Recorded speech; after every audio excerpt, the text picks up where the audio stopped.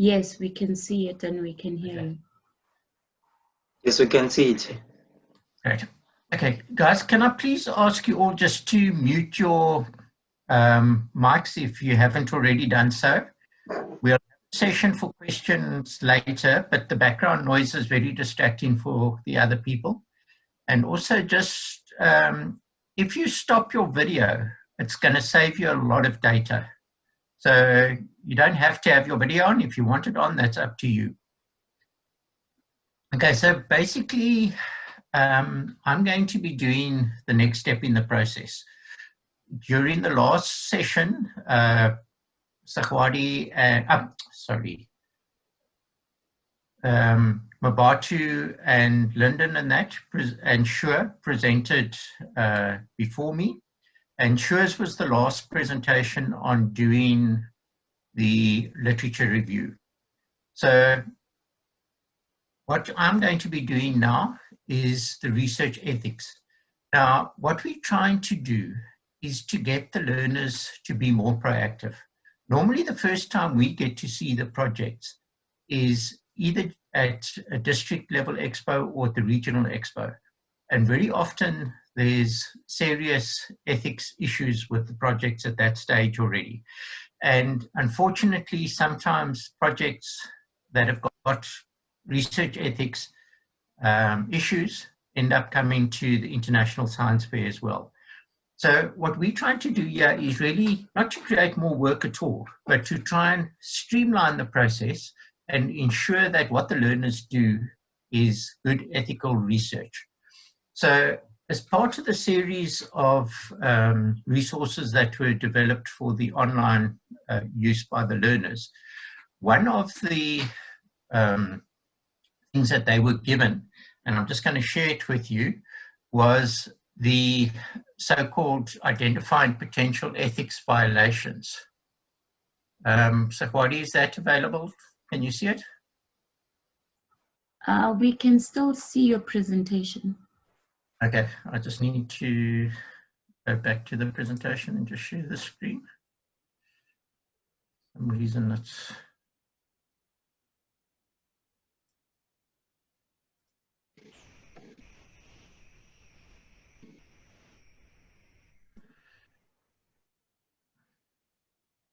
Is it there now?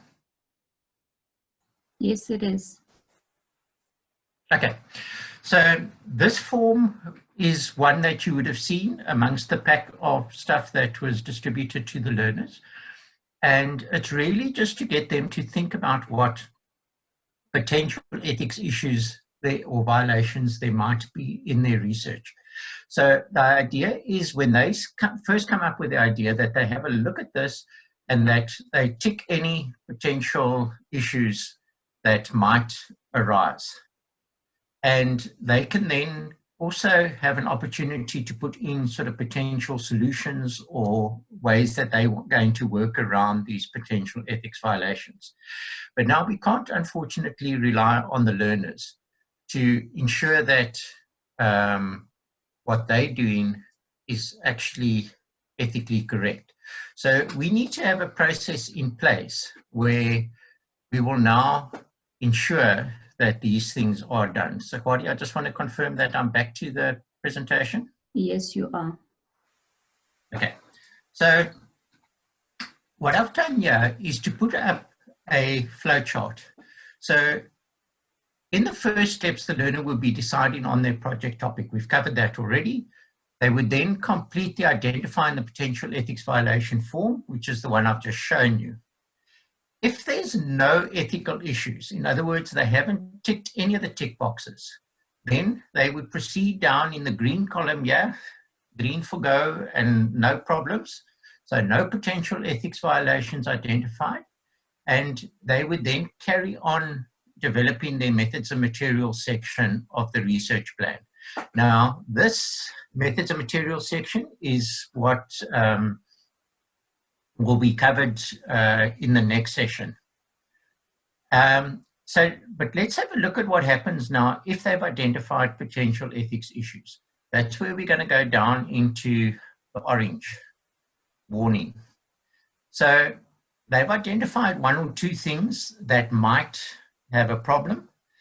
There was the column where they could come up with potential solutions or suggestions or how to address this. But now remembering that in especially the social sciences, they inevitably going to be interacting with people. And as soon as there's people involved, there's potential for ethics violations. So the learner needs to consider other solutions or alternative research methodology, and they would then submit a draft research plan together with the identifying the potential ethics violations form that they completed to what we term an ethics clearance panel. Now, this is a new panel, okay? It's going to comprise Krishni and staff from the head office, including Sakhwadi, as well as selected PCs. We're setting up a dedicated email address called ethics@exposcience.co.za, and that will be administered by Sakhwadi. She will check for any emails on that, and will then convene a ethics clearance panel meeting via Zoom, so that we can try and sort these potential issues out as soon as possible. Okay, so the learners maybe identified one or two minor issues. They've come up with potential workarounds or solutions, and if the ethics clearance panel decides that is valid and good, they would approve without further changes being necessary. And once again, the learner would now just carry on developing their methods of material section. If, however, there's a potential issue that isn't so straightforward, the panel could suggest an alternative approach or for the learner to take some form of remedial action. The learner would then implement those recommendations, and they would need to resubmit their proposal to the panel. Once again, if the panel approves, they carry on with their research method and materials. Unfortunately, in some cases, learners might end up with a project that cannot be accepted. And in that case, the ethics clearance panel would recommend that the research project not be approved, and the learner would then need to decide on another topic or idea and basically start the process again. So that's the flow chart of the process. I'm going to summarize the presentation with that at the end, but I just want to go into a little bit more detail about what we're talking about in terms of research ethics. So once again, just to repeat that we're trying to get the learners to be proactive and that we identify ethics violations before they do a lot of work on their project, so that we can try and minimize the number of projects that come through to district and regional levels with ethics violations. So we want them all to start thinking about these potential ethics violations, and they're going to check that identified potential ethics violations checklist. Then if any items on the checklist apply, they must then get ethics clearance before starting their research. So this is covered in the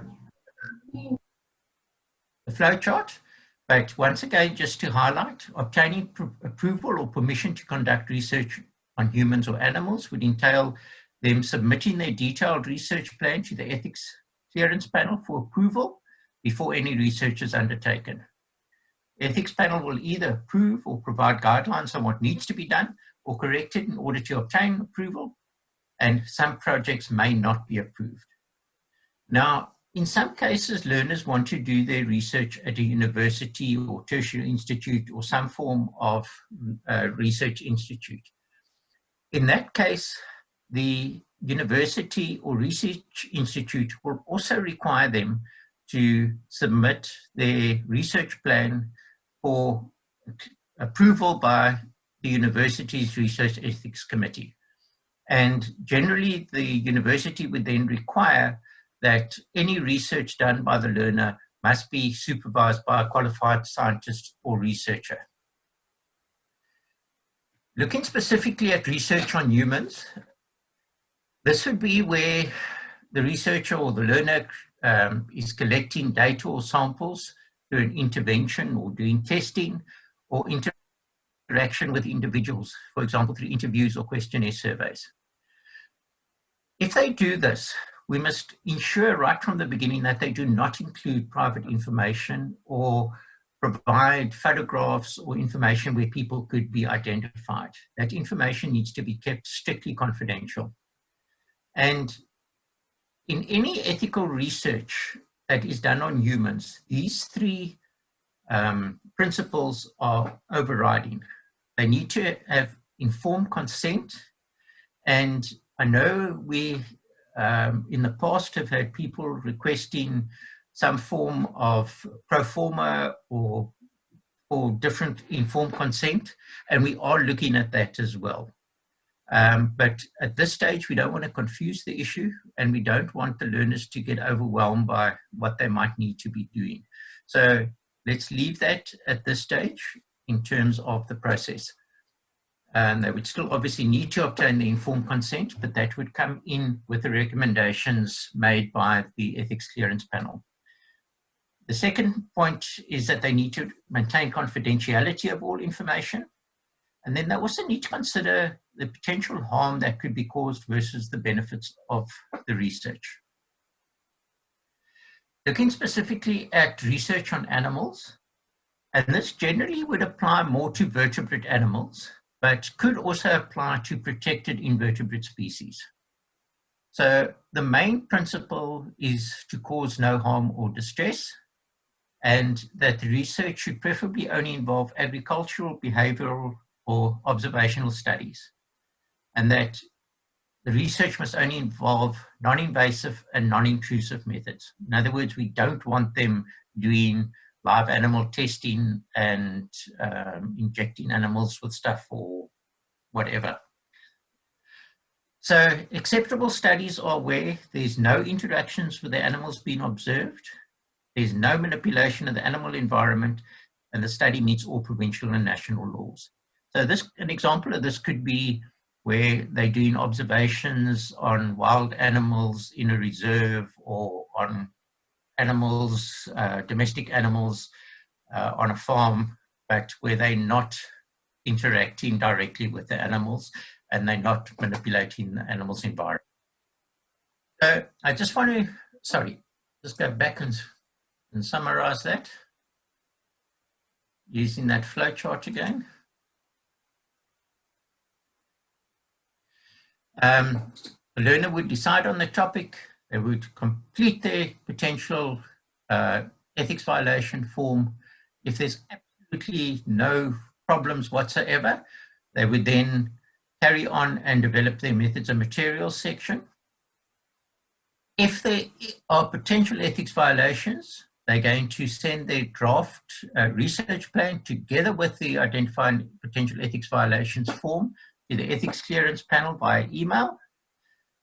The panel would then either approve the project without further changes, they could suggest an alternative approach, in which case the learner would need to make the recommended changes.